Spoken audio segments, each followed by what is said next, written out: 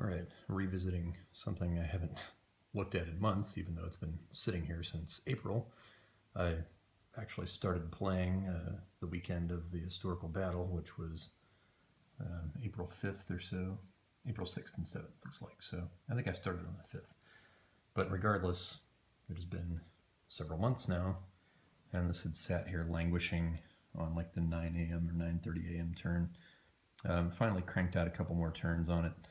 We are up to the start of the 10:30 a.m. turn, and it's just one of the things about the CWB is when you're playing it solo, it just takes a long time because you've got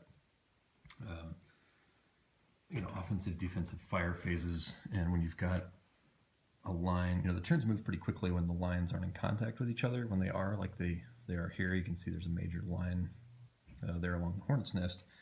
Everybody's firing, and that's an offensive defensive fire for every single counter. And when you're rolling your offensive and defensive fire, you are using 6 dice. You've got your CRT dice, see what your combat results are. You've got your rounding die, so the CRT has halves on it, and if you roll like a 1.5, for example, on a 4, 5, or 6, that rounds up to a 2. On a 1, 2, or 3, it rounds down to a 1. So that's what that's for. You get a rounding die. You've got your straggler die for every CRT result you get, casualty result you get. You check a straggler results table, and the higher you roll, the more stragglers you potentially have, depending on the morale of your unit. And then you have your morale dice, which are 2d6 to determine what your morale result is on the unit that was fired upon. So the higher the result here, the worse the morale result you get. So this is what the Gamers recommends, is using these colored dice and just roll them all at once, and see that way you don't have to roll 4 different times for each fire, because think about that. Offensive fire, defensive fire, that would be 8 total die rolls for each fire phase, so per unit, so screw that. So I definitely take their advice and use the colored dice and roll them all at once for each side that's firing. Nonetheless, even doing that, it still takes forever. So it's a very, very, very slow moving system, just very dice and chart intensive. But let's take a look and see where the units are. It's advanced a little bit, as you can see over here. Grab my tweezers. McClernand's division is essentially destroyed. They have been pushed back to here at various stages of rout and disorder. Another guy there. But it has cost this second corps, or second division rather, of the Confederates. Somewhere in here is Cleburne's massive brigade. Yeah, right here. Cleburne's brigade was responsible for the destruction of most of McClernand's division, but he's finally broken, and so it's slowed down the assault here. Waiting in the wings is all of 3rd Corps, and these guys have kind of just been plodding their way along the road here. Their attack orders, I believe, are to, I want to say, attack into this field, whatever this field is. Hamburg? No, I think that's the road. Cloudfield, thank you. I think these guys, their orders were to take Cloudfield, so we'll see if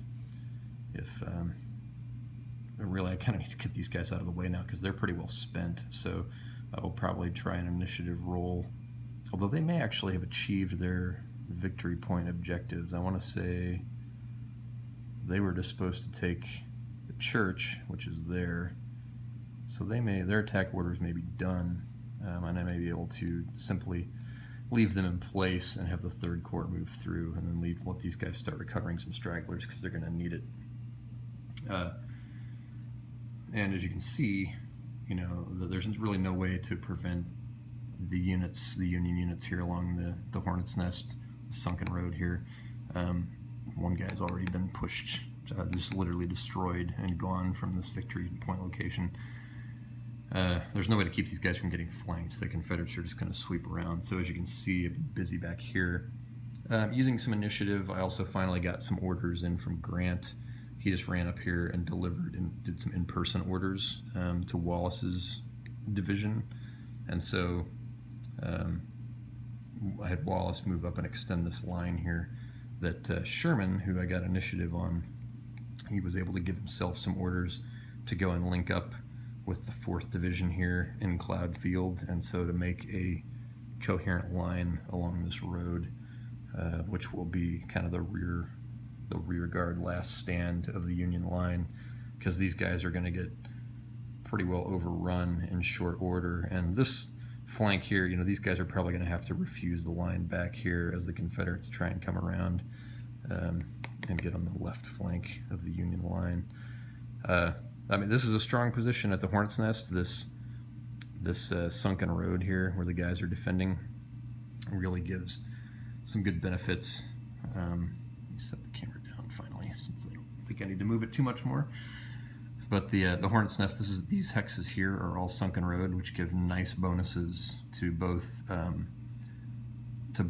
morale and fire combat. So it's a left shift on the fire combat table, and it gives them like a +3 shift on the morale table, which is really good. So it's helped these guys hold out. You can see though some of them are still. I think this guy was DG'd earlier. He's back up to shaken now. One guy was destroyed. So these fresh units that the Confederates swung around here and finally hit this line at the Hornet's Nest. These guys are relatively fresh, although you can see they have taken some damage. A couple of them are low ammo. So it's not going to be easy to root these units out of here, but it doesn't take a whole lot. You push a couple guys out or back and get some holes in the line, and without the benefits of the sunken road here, it can get pretty ugly pretty fast for these Union units. So we'll see how this push turns out. I've got some artillery that's finally going to come up and get on the line. Well, I don't know. I think if I unlimber my artillery in the line, I need to double check the rule. It's either you can't unlimber artillery within an EZOC, or if you do, they take fire at a disadvantage. So it may be kind of SOL for the artillery, but that's generally the way it is in these heavily wooded battles. You just can't bring a lot of artillery to bear on the attack, and even on the defense, you're only going to have it. We've got these fields here. I am down here in my Sherman line, as I call it. You can see I'm slotting some of the Army artillery into place here, which will give them fields of fire for at least a couple of hexes across the fields as the Confederates come in.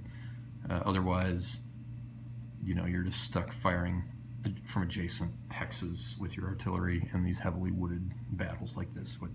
Welcome to the Civil War. So that's a general overview of where the line is. Looks pretty historical. We're at about 10:30. I want to say the Hornet's Nest position lasted most of the day, actually, for the Union historically. I want to say it wasn't until like late afternoon that these guys finally were surrounded and surrendered. And by that point, the Confederates were pushing in. A lot of the Union Army was hiding down here along Pittsburgh Landing before the next day the Army of the Ohio came across the river and then pushed the Confederates all the way back. I suspect we'll probably see something similar happen here. I don't know. Again, this has taken me forever to play through this. I don't know how much longer I will keep it going. I would like to get through the first day, but as you can see, it's taken me months just to get through the first, 2, 3, 4, 5, 6, maybe 7 or 8 turns. So, it's labor intensive. So that becomes a deterrent to me playing. And plus, I've got other stuff going on. I've got actually Gettysburg going over there, Thunder at the Crossroads using the Summer Storm maps. Then behind me, I've got Clash of Giants, Civil War, Gettysburg, kind of on a Gettysburg kick. And then over here, we've got the U.S. Civil War, which I've set up for the 1863 scenario, and I'm reading the rules for that. So I've got a lot of irons in the fire, all Civil War related. I'm on a very, very big Civil War kick right now, which you'd think would have led to me playing more of this, but as it is, it languished for a while, but back at it now, and the Confederates are still pushing the attack, but I think the Union has got a pretty promising defensive position here. But we'll see once that Third Corps of the Confederates gets into the action, it could pack a pretty good punch.